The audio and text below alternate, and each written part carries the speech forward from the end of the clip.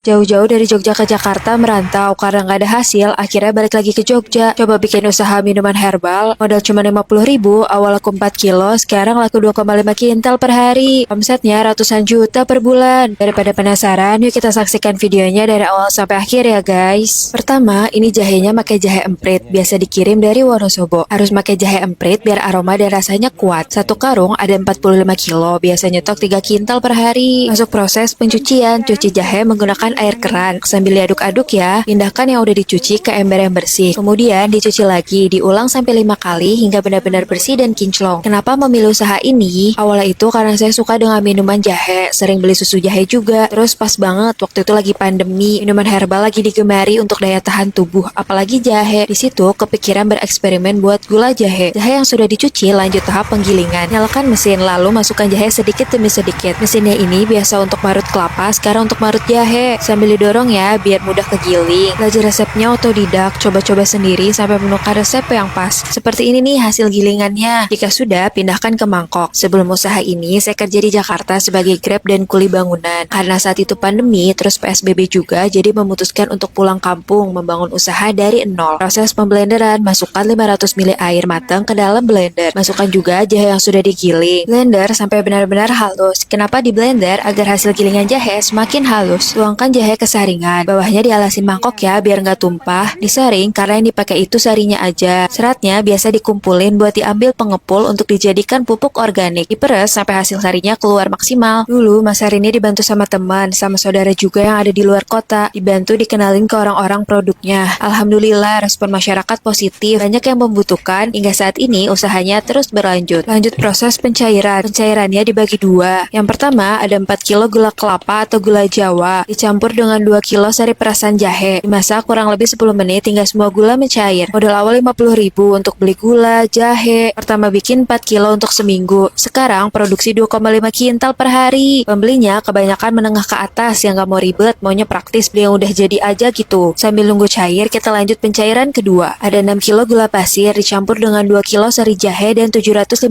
ml sari pati rempah. Dan rempahnya itu ada cengkeh, sereh, dan kapulaga yang direbus. Dimasak hingga mendidih sambil diaduk-aduk menggunakan kayu biar gulanya nggak mengkerak. Jika pencairan pertama sudah, campur dengan pencairan kedua. Dimasak selama 30 menit sambil diaduk terus-menerus. Dulu pernah disepelekan dan dianggap remeh sama orang, tapi saya nggak peduli, tetap aja berpikiran positif. Toh yang jalaninnya juga saya sendiri. Tandanya udah matang itu jadi mengental. 35% seperti ini ya, nggak kental banget agar mudah saat proses pencetakannya nanti. Angkat wajan lalu pindahkan ke ban untuk alasnya. Lanjut diaduk-aduk selama 5 menitan hingga kadar uap dan gelembungnya menurun. Kenapa nunggu turun? Karena kalau lagi panas, gelembung kayak gini dicetak, nanti jadi lebih mudah pecah hasilnya. Kendalanya itu ada di harga bahan baku yang suka naik turun gak menentu. Kadang juga bahannya susah dicari. Cara mengatasinya, saya membuka relasi dengan pedagang di luar kota untuk mencukupi kebutuhan produksi. Nah, masuk proses paling uniknya nih guys, pencetakan gula jahe menggunakan congklak. Mainan zaman dulu. Kenapa pakai congklak? Biar unik aja gitu bentuknya. Belakangnya udah dikasih paku untuk mempermudah pelepasan. Tuangkan gula jahe sampai penuh di setiap loyang. Biasanya tak 300 butir setiap masak. Meskipun cuma gula jahe, produknya udah terkirim ke banyak kota-kota besar loh, seperti Medan, Jakarta, Bali, dan Papua. Diangin-anginkan sebentar hingga mengeras. Jika sudah mengeras, keluarkan gula jahe dari congklak. Pindahkan ke nampan bambu yang dialasi terpal. Yang bikin saya terus semangat sampai saat ini adalah istri, anak, dan juga pekerja yang terus support dan mendukung tanpa henti. Gula jahe ini bisa awal 1 tahun lebih loh. Kalau udah dikeluarin semua, tinggal proses packing-packing. Kunci usahanya bisa bertahan sampai sekarang itu niat baik dan gak berhenti berdoa, meminta dipermudah setiap langkahnya. Pesan untuk yang mau memulai usaha harus percaya diri. Jika kita percaya sama kemampuan kita dan kuasa Allah, pasti usahanya akan terus berkembang. Nah, bagi yang mau coba atau dikirim bisa langsung hubungi nomor yang ada di sini aja ya. Terima kasih, semoga video ini bisa bermanfaat.